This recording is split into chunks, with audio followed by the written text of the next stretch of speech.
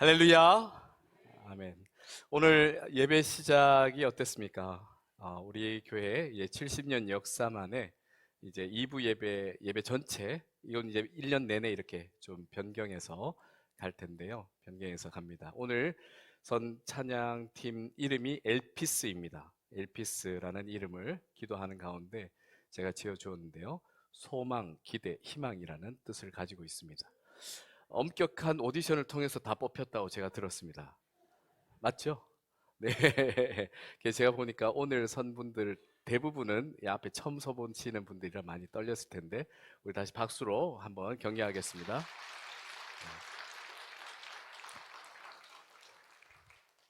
2026년 첫 주일 예배 가운데 우리 함께하게 되었습니다. 2026년도에 하나님께서 우리에게 주신 또 표가 있습니다. 우리의 고백이기도 합니다. 함께 보겠습니다. 함께 읽어보겠습니다. 은혜의 70년, 회복과 희망의 내일로. 아멘. 우리는 연말 연시가 되면 자주 이렇게 고백합니다. 지나온 모든 것은 은혜입니다. 네, 맞습니다. 이 고백은 결코 과장된 것이 아닙니다. 살아온 모든 시간 가운데 은혜 아니었던 적이 없습니다. 그런데 한편으로 마음이 조심스럽습니다. 너무 자주 우리가 말하고 듣다 보면 이 놀라운 진리가 어느 순간 익숙한 문장이 되어버리고 마음에 깊이 새겨지기보다 가볍게 스쳐 지나가 버릴 수도 있겠다 싶어서 그렇습니다. 그래서 오늘 이 첫 주일에 우리는 같은 고백을 하되 조금 더 깊이, 조금 더 구체적으로, 조금 더 성경적으로 함께 고백하려 합니다. 왜 은혜였는가? 하나님께서 우리에게 어떤 분으로 함께 하셨기에 우리가 오늘 여기까지 오게 되었는가? 그 은혜의 이유를 말씀 앞에서 다시 확실하게 붙들고자 합니다. 사랑하는 성도 여러분, 왜 은혜입니까? 왜 모든 것이 은혜입니까? 일이 다 잘 풀려서 은혜입니까? 아니면 편안했기 때문에 은혜입니까? 또는 큰 사고가 없었기 때문에 은혜입니까?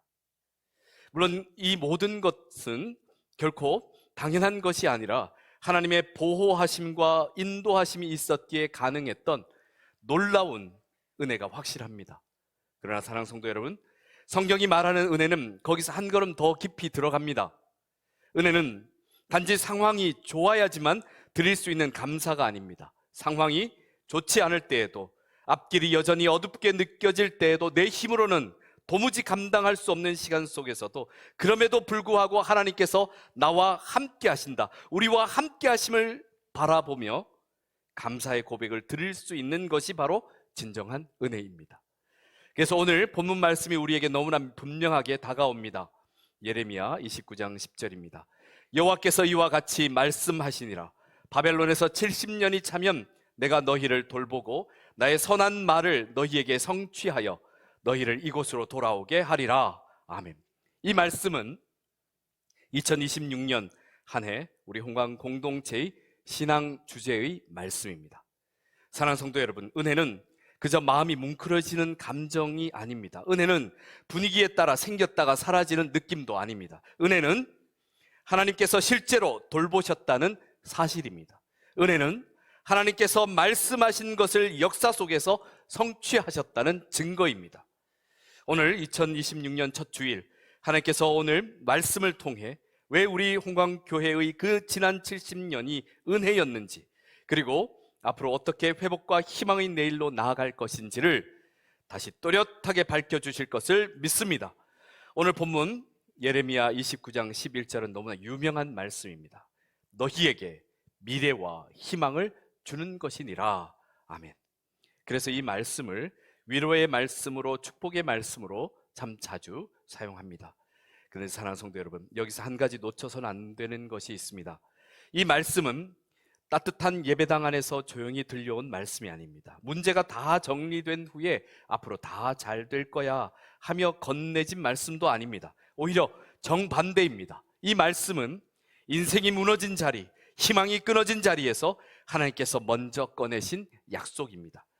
예레미야 29장은 하나님께서 바벨론으로 끌려가 모든 것이 끝난 것처럼 보이는 그 자리에 놓인 포로가 된 이스라엘 백성들에게 보내신 하나님의 편지입니다. 그래서 오늘 우리는 11절 말씀을 그저 좋은 말씀으로만 읽는 것이 아니라 그 말씀이 어떤 자리에서 어떤 마음을 향해 그리고 어떤 역사를 열기 위해 주어졌는지를 좀 더 사실적으로 따라가 보아야 합니다. 이 말씀이 전달되었던 당시 이스라엘 백성들의 현실은 어떠했습니까? 나라가 무너졌습니다. 성전이 무너졌습니다. 익숙했던 예배의 자리, 공동체의 자리, 일상의 기반이 모두 무너져 내렸습니다. 그리고 포로로 끌려간 이들은 낯선 땅에서 밤마다 이렇게 두려워했습니다. 이제 우리의 신앙도 끝난 것 아닌가? 하나님께서 우리를 버리신 것이 아닌가? 이런 상황에, 그런 상황에서 백성들의 귀에 소란하게 먼저 들려온 소식은 금방 끝난다, 이 상황이 곧 돌아간다, 조금만 버티면 된다라는 말들이었습니다. 이 말들은 상처 입은 백성들의 마음에 잠깐 위로가 되었습니다. 그러나 그리고 또 듣기에도 달콤했고 마음을 잠시 가볍게도 해주었습니다. 하지만 사랑하는 성도 여러분, 이 세상에서 근거 없는 위로만큼 사람을 더 지치게 하는 것도 없습니다. 기대는 커지는데 현실은 전혀 바뀌지 않으니 마음이 두 번 무너지는 것입니다. 그래서 하나님께서는 그러한 말들을 경계하라 하십니다. 이런 근거 없는 듣기에만 좋은 말은 지친 마음을 더 지치게 할 뿐만 아니라 아주 위험하게 할 수도 있기 때문입니다. 실제로 바벨론에 의한 이스라엘의 멸망 당시에 이러한 근거 없는 위로와 희망의 말들은 사람들을 하나님께로 데려가지 않고 오히려 하나님 없이도 살 수 있을 것처럼 조급한 마음만 부추겼습니다. 또한 하나님의 때를 기다리며 마음을 정결하게 하기보다 곧 끝난다는 말로 회개와 기도의 자리에서 사람들을 멀어지게 만들었습니다. 다시 말해서 근거 없는 헛소문은 하나님께서 정하신 시간을 무시하게 만들었고 하나님께서 정하신 방식을 거부하게 만들었습니다. 그래서 하나님께서는 예레미야를 통해 포로들에게 말씀을 전했습니다. 그 말에 흔들리지 말아라. 하나님께서는 더 길게 보신다. 더 깊게 일하신다.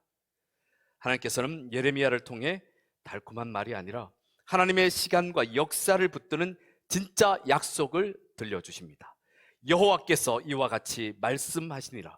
바벨론에서 70년이 차면 내가 너희를 돌보고 나의 선한 말을 너희에게 성취하여 너희를 이곳으로 돌아오게 하리라. 아멘. 이처럼 위기의 한복판에서 하나님께서 하나님의 백성들에게 주시는 것은 사람들의 근거 없는 낙관이 아니라 하나님의 약속이었습니다. 사람들의 조급함이 아니라 하나님의 시간이었습니다. 더 놀라운 것은 이것입니다. 이 말씀이 단지 마음을 달래는 위로로만 끝나지 않고 하나님께서 역사의 시간 속에서 약속하신 대로 실제로 이루셨다는 것입니다. 남유다는 바벨론의 공격을 여러 차례 받으며 포로로 끌려가기도 하면서 무너져 가기 시작했습니다. 그리고는 결국 기원전 586년경에 예루살렘은 함락되고 성전과 성벽이 완전히 무너졌습니다. 이스라엘 백성들에게는 이것이 진짜 끝이구나 라고 절망할 수밖에 없었습니다. 그러나 역사의 시계는 하나님께서 정하신 방향대로 계속해서 움직여가고 있었습니다. 남유다를 멸망시킨 바벨론은 성경에서 바사제국이라고 불리는 페르시아에 의해 정복당합니다. 그리고 그 이듬해에 바사왕 고레스는 놀랍게도 바벨론의 포로로 잡혀온 유다 백성에게 예루살렘으로의 귀환을 허락합니다. 그렇게 예루살렘으로의 귀환이 시작되고 여러 우여곡절 끝에 마침내 바사왕 다리오 때에 예루살렘의 무너졌던 성전 재건이 완공됩니다. 그 시점이 바로 기원전 516년경입니다. 그래서 성전이 무너진 때 기원전 586년경부터 성전이 다시 세워진 때 기원전 516년경까지를 놓고 보면 약 70년의 시간이 흐른 뒤에 예배의 자리가 다시 회복된 것을 확인할 수 있습니다. 사랑하는 성도 여러분, 이 시간과 연도도 놀랍지만 우리가 붙잡아야 할 핵심은 단지 연도가 아닙니다.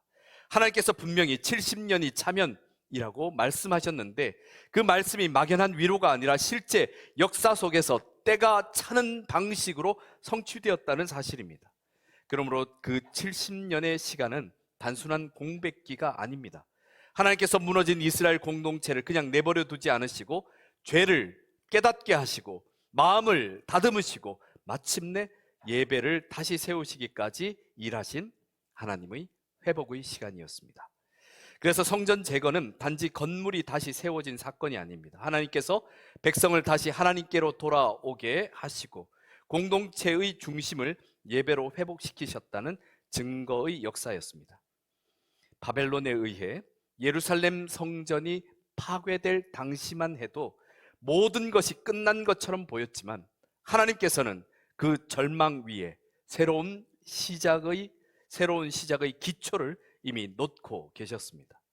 그러므로 사랑하는 성도 여러분, 오늘 말씀 속의 70년은 분명 그들에게 상처의 세월이었습니다.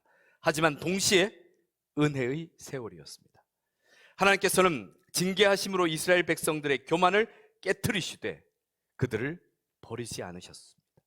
그리고 연단으로 그들을 다듬으시되 무너지게 내버려 두지 않으셨습니다. 결국 말씀하신 대로 회복과 희망의 내일로 인도하셨습니다. 우리 홍광교회의 70년도 마찬가지입니다. 우리가 잘해서가 아니라 하나님께서 하나님의 선한 역사를 성취하시기 위해 우리를 붙드시고 세우시며 여기까지 이끌어 주신 줄 믿습니다. 사랑하는 성도 여러분, 이제 오늘 본문 말씀을 따라 우리 홍광 공동체 2026년도 로드맵을 세 가지 키워드로 함께 그려봅시다. 그 세 가지 키워드는 은혜, 회복, 희망입니다. 첫째, 은혜입니다. 하나님께서는 포로된 자리에서도 돌보시는 하나님이십니다. 오늘 본문 말씀 10절 말씀을 다시 함께 읽어보겠습니다. 여호와께서 이와 같이 말씀하시니라. 바벨론에서 70년이 차면 내가 너희를 돌보고 나의 선한 말을 너희에게 성취하여 너희를 이곳으로 돌아오게 하리라. 아멘.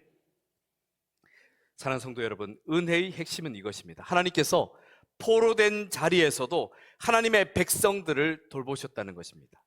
포로된 자리가 어떤 자리입니까?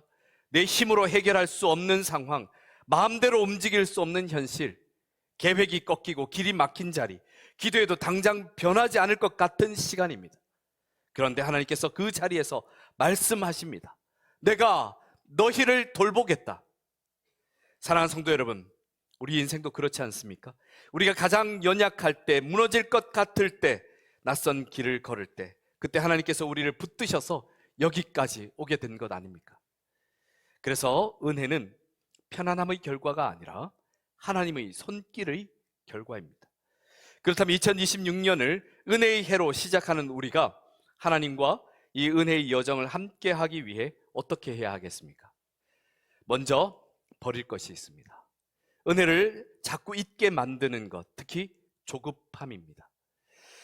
포로들은 금방 끝난다고 조급해졌지만 하나님께서는 70년이라는 시간을 말씀하셨습니다. 하나님께서는 공동체를 급하게 몰아붙여 세우시는 분이 아니라 깊게 섬세하게 빚으시는 분이십니다. 그렇다면 반대로 붙들어야 할 것은 무엇이겠습니까? 2026년에는 우리의 확신이 사람의 소문이 아니라 하나님의 약속 위에 서야 합니다. 하나님께서 우리를 버려두지 않으십니다. 하나님께서 우리를 돌보십니다. 하나님께서 반드시 약속하신 말씀을 성취하실 것을 믿습니다. 은혜는 하나님의 약속을 신뢰하는 믿음의 증거입니다. 그러므로 사랑하는 성도 여러분, 2026년 한 해도 변함없이 우리를 붙드시는 하나님 안에서 은혜의 확신으로 담대히 걸어가시길 축복합니다. 그리고 두 번째는 회복입니다. 하나님께서는 부르짖는 기도를 들으시고 우리를 다시 세우십니다. 하나님께서 우리에게 은혜를 주시고 이제 우리를 회복의 길로 부르십니다. 예레미야 29장 12절 13절 말씀입니다. 이 말씀도 함께 읽어보겠습니다. 너희가 내게 부르짖으며 내게 와서 기도하면 내가 너희들의 기도를 들을 것이요 너희가 온 마음으로 나를 구하면 나를 찾을 것이요 나를 만나리라. 아멘. 사랑하는 성도 여러분, 회복은 단지 기분과 상황이 조금 나아지는 정도에 머무르는 것이 아닙니다. 성경적인 회복은 하나님께 다시 연결되는 것입니다. 기도의 줄이 다시 이어지고, 말씀의 길이 다시 열리고, 예배의 중심이 다시 세워지고, 관계의 방향이 다시 복음으로 정렬되는 것입니다. 그렇다면 이 회복을 위해 우리는 어떻게 해야 하겠습니까? 먼저 우리 자신을 잘 살펴야 합니다. 잘 살펴서 회복을 가로막는 것들이 혹시라도 우리에게 있다면 반드시 내려놓아야 합니다. 회복을 막는 것은 어떤 사건보다도 말과 방식에 있습니다. 비난, 조롱, 과장, 뒷말, 전혀 경청하지 않고 단정짓고 내뱉는 말, 이러한 말들은 서로를 베는 칼이 됩니다. 그리고 또한 회복을 방해하는 것은 갈등을 해결해 갈 때 잘못 선택하게 되는 극단적인 방식입니다. 우리의 생각은 서로 다를 수 있습니다. 그런데 가정에서든 공동체에서든 사회에서든 그 다름을 맞춰가는 방식으로 언어로든 행동으로든 극단적이고 폭력적인 방식은 결코 회복을 이룰 수 없습니다. 오히려 더 큰 상처만을 남기게 됩니다. 회복은 이렇게 극단적이고 폭력적인 방식으로 이루어지는 것이 아니라 하나님의 마음을 다시 배우는 자리에서 시작됩니다. 그래서 우리가 회복을 위해 붙들어야 할 것이 더욱 분명해집니다. 하나님께서 여시는 문은 사람의 방법이 아니라 기도의 문입니다. 사랑하는 성도 여러분, 홍광교회 창립 70주년이 되는 올해에는 우리의 삶과 우리 공동체의 회복을 위해 이렇게 결단합시다. 예배를 대충 드리지 않겠습니다. 기도를 형식적으로 하지 않겠습니다. 말을 쉽게 하지 않겠습니다. 관계를 함부로 해치지 않겠습니다. 하나님께서 기뻐하시는 길을 온 마음으로 찾겠습니다. 이 결단이 우리의 일상과 우리 공동체가 살아나게 되는 길의 시작이 될 것입니다. 이 길을 좀 더 구체적으로 걷기 위해 우리 홍광 공동체에는 5가지 신앙 실천 사항이 있습니다. 이것은 홍광 공동체 지체들 뿐만 아니라 신앙인의 기본적인 신앙 지침이기도 합니다. 함께 보시겠습니다. 네, 같이 한번 첫 번째부터 읽어보겠습니다. 매일 말씀 보기, 매일 기도하기, 매일 찬양하기, 매일 선행하기, 매일 결단하기. 네. 이렇게 함께 했을 때 뭔가 머리를 스쳐 지나가면서 이런 생각하신 분이 혹시라도 있을까요? 이걸 매일 어떻게 하나? 그럼 이걸 매일 안 하고 뭘 하시겠습니까? 매일 말씀과 기도와 찬양과 선행과 결단으로 살아가실 축복합니다. 사랑하는 성도 여러분, 회복은 어느 날 갑자기 주어지는 요행이 아니라 기도의 자리에서 하나님께서 우리를 다시 세우실 때 시작되는 하루하루의 기적입니다. 그러므로 2026년 한 해 우리 홍광 공동체에 속한 모든 지체들이 기도로 다시 세워지는 회복의 은혜를 풍성히 누리시길 축복합니다. 그리고 세 번째는 희망입니다. 하나님께서는 미래와 희망을 주시되 하나 되도록 모으셔서 주십니다. 예레미야 29장 11절 말씀입니다. 역시 함께 읽어보겠습니다. 여호와의 말씀이니라. 너희를 향한 나의 생각을 내가 아나니 평안이요 재앙이 아니니라. 너희에게 미래와 희망을 주는 것이니라. 아멘. 사랑하는 성도 여러분, 이 말씀이 전하고 있는 희망은 그냥 괜찮아질 거야 라고 스스로를 달래는 근거 없는 낙관이 아닙니다. 성경이 말하는 희망은 이런 것입니다. 상황이 아직 바뀌지 않았어도 하나님께서 분명히 우리를 살릴 것이라는 확신입니다. 하나님께서 재앙으로 끝내시는 분이 아니라 결국 평안으로 이끄시는 분임을 믿는 것입니다. 그러므로 희망은 우리를 향한 하나님의 사랑을 신뢰하는 믿음입니다. 이러한 희망을 하나님께서 우리에게 주시는 방식이 14절에 더욱 선명하게 나와 있습니다. 예레미야 29장 14절 말씀도 함께 읽겠습니다. 이것은 여호와의 말씀이니라. 나는 너희들을 만날 것이며 너희를 포로된 중에서 다시 돌아오게 하되 내가 쫓아 보내었던 나라들과 모든 곳에서 모아 사로잡혀 떠났던 그곳으로 돌아오게 하리라. 이것은 여호와의 말씀이니라. 아멘. 사랑하는 성도 여러분, 희망은 흩어짐에서 오지 않습니다. 희망은 하나님께서 모으실 때, 하나님 앞으로 모일 때 희망은 찾아옵니다. 각자 자기의 길로 흩어져 버리면 희망은 점점 옅어지고 결국 사라집니다. 그러나 하나님 앞으로 하나님의 백성들이 다시 한 마음으로 모일 때 하나님께서 희망을 현실로 만들어 주십니다. 그렇다면 2026년 한 해 동안 우리가 더욱 희망을 향해 나아가기 위해 어떻게 해야겠습니까? 희망을 향한 여정에서 버릴 것과 붙들 것을 확실히 분별해야 합니다. 먼저 우리가 확실히 버려야 할 것은 분열의 습관입니다. 하나님께서는 우리를 모으셔서 하나 되게 하시려는데 분열은 우리를 나눠버립니다. 분열은 사람을 자기 편과 남의 편으로 갈라놓고 공동체를 둘로 쪼개어 마음의 거리를 점점 멀어지게 합니다. 부흥의 문턱에서 공동체를 꺾어버리는 가장 큰 치명적인 요소는 밖에서 오는 공격이 아니라 안에서 서로를 갈라놓는 분열입니다. 그래서 우리는 2026년에 반드시 분열의 습관을 내려놓고 사랑으로 끝까지 붙드는, 사랑으로 끝까지 품는 습관을 붙들어야 합니다. 하나님께서 우리에게 바라시는 것은 결국 사랑으로 끝까지 품는 공동체입니다. 사랑하는 성도 여러분, 각자의 의견이 서로 다를 수도 있습니다. 그래서 갈등이 생길 수도 있습니다. 서로 사랑해서 죽고 못 살아 결혼까지 한 부부도 살아가다 보면 서로 달라서 부딪힙니다. 내가 낳아서 기른 자녀와도 마음이 다르고 생각이 달라서 갈등이 생기기도 합니다. 그렇다면 다양한 수많은 사람들이 모인 교회 공동체는 어떻겠습니까? 더 말할 필요가 없습니다. 그러나 중요한 것은 다름이 있느냐 없느냐가 아니라 다름을 어떻게 조화롭고도 질서 있게 해결해 갈 것이냐 하는 것입니다.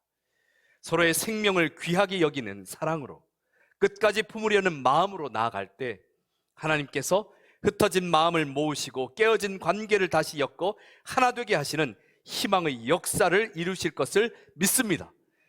그러므로 우리는 이 길을 선택해야 합니다. 서로 사랑으로 품고 문제는 기도로 풀고 공동체는 은혜로 묶어 가는 길입니다. 그 길을 걸을 때 2026년 홍강 공동체는 사랑이 넘치며 서로를 든든히 세워주는 희망의 교회가 될 것입니다. 사랑하는 성도 여러분, 2026년 우리가 걸어갈 길은 분명합니다. 하나님께서 오늘 우리에게 예레미야 29장 10절에서 14절 말씀을 통해 우리 앞에 펼쳐주신 로드맵은 우리 함께 읽어보겠습니다. 은혜, 회복, 희망입니다. 은혜는 하나님께서 우리를 돌보신다는 믿음의 고백입니다. 회복은 하나님께서 우리를 기도로 부르신다는 믿음의 결단입니다. 희망은 하나님께서 우리에게 미래와 희망을 주시되 흩어진 모든 곳에서 모으셔서 하나 되게 하심으로 주신다는 소망의 실제입니다. 2006년 미국 펜실베니아주의 아미시 공동체의 한 학교에 참혹한 총격 사건이 있었습니다. 세계 여러 언론에서 아주 뜨겁게 보도했던 사건이었습니다. 아미시 공동체는 세상 문화와 거리를 두고 검소한 삶을 지향하며 살아가는 보수적인 이 기독교 공동체로 알려져 있습니다. 그 비극적인 일이 일어났을 때 많은 사람들이 그 사건을 주목하게 되었습니다. 근데 그 사건을 주목하게 된 것은 그 참혹한 그 사건 자체만이 아니라 그 당시 인질로 잡혀 있었던 학생들과 말할 수 없는 큰 피해를 입은 아미시 공동체가 보여준 반응 때문이었습니다. 당시 범인은 인질로 여학생 10명을 붙잡고 위협했습니다. 그때 자기도 한참 어린데 더 어린 동생을 구하고자 동생들을 가로막으며 나를 먼저 쏘세요 라고 말하며 서로를 구하려 했습니다. 결국 5명이 희생되고 5명은 중상을 입었습니다. 그때 또한 희생당한 아이들의 나이는 겨우 6살에서 13살의 어린 아이들이었습니다. 그리고 피해자 가족과 그 공동체는 이렇게 큰 슬픔과 상처를 겪고 있는 상황에서도 분노와 그리고 보복 대신에 오히려 가해자 가족에게까지 다가가서 예수님의 말씀을 따라 복음의 방식으로 용서를 선택하려고 애썼습니다. 사랑하는 성도 여러분, 상처가 깊을수록, 감정이 요동칠수록 우리는 더 강한 방식과 극단적인 방식이 아니라 더 복음적인 방식으로 대처해야 합니다. 말이나 행동으로 상처를 남기는 것이 아니라 오히려 말과 행동으로 생명을 살리는 길을 선택해야 합니다. 관계를 해치는 길이 아니라 기도로 다시 이을 수 있는 길을 선택해야 합니다. 승패를 가르기 위해 누군가를 죽이는 길을 선택하는 것이 아니라 함께 살 길을 찾아야 합니다.